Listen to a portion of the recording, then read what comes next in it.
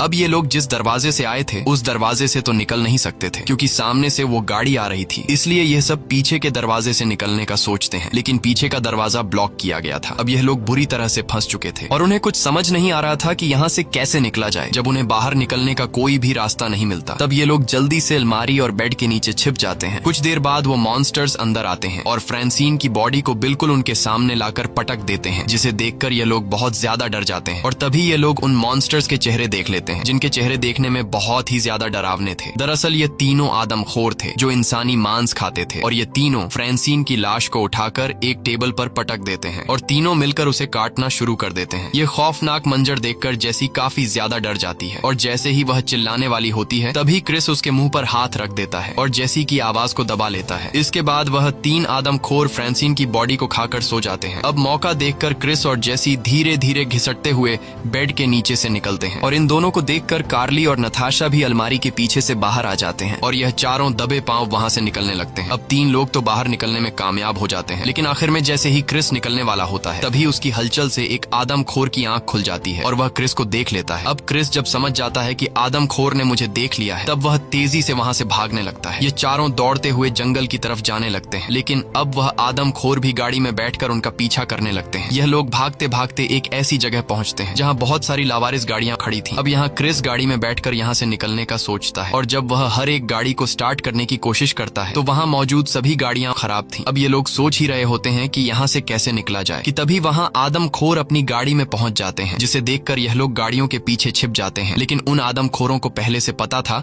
कि वह लोग गाड़ियों के पीछे छिपे हैं, इसलिए यह तीन आदमखोर उनकी तरफ बढ़ने लगते हैं। अब यहाँ क्रिस के दिमाग में एक आइडिया आता है। वह अपने साथियों से कहता है कि मैं यहाँ से भागकर उनका ध्यान भटकाऊंगा और जब वह लोग मेरे पीछे लग जाएं तब तुम लोग उनकी गाड़ी चुरा लेना। अब प्लान के मुताबिक क्रिस चिल्लाते हुए उनका ध्यान अपनी तरफ करता है और सीधा जंगल की तरफ भागने लगता है, लेकिन तभी एक आदमखोर सीधा उसके पैर पर शूट कर देता है, जिससे क्रिस नीचे गिर जाता है। अब वह आदमखोर क्रिस को मारने के लिए आगे बढ़ते हैं। तब कार्ली क्रिस की जान बचाने के लिए दूसरी तरफ भागने लगता है, जिससे आदमखोर उसे देख लेते हैं और अब आदमखोर कार्ली के पीछे लग जाते हैं। मौके का फायदा उठाते हुए जेसी और नताशा जल्दी से क्रिस को उठाकर उन आदमखोरों की गाड़ी के पास ले आते हैं। अब वह तीनों जल्दी से गाड़ी में बैठकर वहां से निकलने लगते हैं और जंगल में अपने साथी को ढूंढने लगते हैं। कुछ दूर आगे जाने के बाद उन्हें कार्ली दिखाई देता है, जिसके लिए यह लोग अपनी गाड़ी रोक लेते हैं और कार्ली को चिल्लाकर जल्दी से गाड़ी में बैठने को कहते हैं। कार्ली भी दौड़ते हुए उनकी तरफ आने लगता है, लेकिन तभी पीछे से एक तीर आकर कार्ली के सीने के आर पार चला जाता है। अपने साथी को मरता हुआ देखकर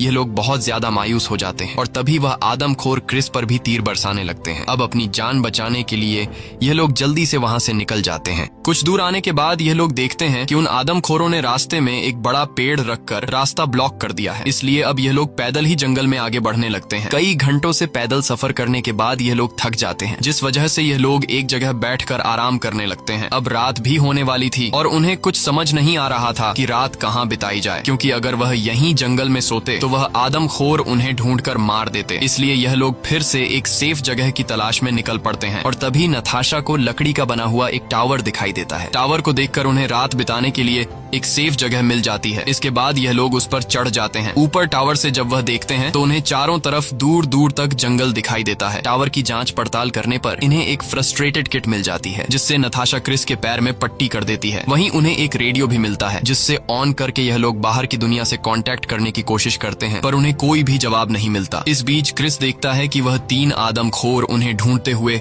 टावर के पास पहुंच गए हैं। उन्हें देखकर यह लोग चुपचाप बैठ जाते हैं और उनके जाने का इंतजार करते हैं, पर तभी कोई रेडियो पर उन्हें जवाब देता है, जिसकी आवाज नीचे मौजूद तीन आदमखोर सुन लेते हैं और वह समझ जाते हैं कि यह लोग ऊपर टावर में छिपे हैं। जिसके बाद आदमखोर ऊपर टावर पर चढ़ने लगते हैं। अब अपनी जान बचाने के लिए क्रिस टावर में अंदर आने का रास्ता ब्लॉक कर देता है। अब कुछ देर तक शांति हो जाती है और उन्हें लगने लगता है कि शायद आदमखोर यहाँ से चले गए, पर तभी इनके टावर में धुआं होने लगता है, जिससे उन्हें पता चलता है कि उन आदमखोरों ने टावर को आग लगा दी है। अब यह लोग बुरी तरह से फंस चुके थे और उन्हें अपनी मौत दिखाई देने लगती है। क्रिस कहता है कि अगर हम यहाँ रहे तो आग में जलकर मारे जाएंगे। इसलिए क्यों न सामने के पेड़ पर कूदकर अपनी जान बचाने की कोशिश की जाए। अब यहाँ क्रिस सबसे पहले टावर से सामने के पेड़ पर कूद जाता है और पेड़ की एक टहनी को पकड़कर नीचे गिरने से खुद को बचाता है। जिसके बाद वह 2 लड़कियां भी टावर से पेड़ पर कूद जाती हैं। लेकिन कूदते समय नीचे 3 आदमखोर उन्हें देख लेते हैं और उनमें से एक उन्हें मारने पेड़ पर चढ़ने लगता है। उधर ये लोग टहनियों के सहारे धीरे धीरे आगे बढ़ते हैं, लेकिन नताशा सबसे पीछे होती है और तभी पीछे से एक आदमखोर आकर नताशा को बड़ी बेरहमी से मार डालता है। अब क्रिस जेसी को लेकर आगे बढ़ता है, लेकिन वह आदमखोर भी उनका पीछा करने लगता है। अब यहाँ क्रिस के दिमाग में एक आइडिया आता है। क्रिस समझदारी से काम लेते हुए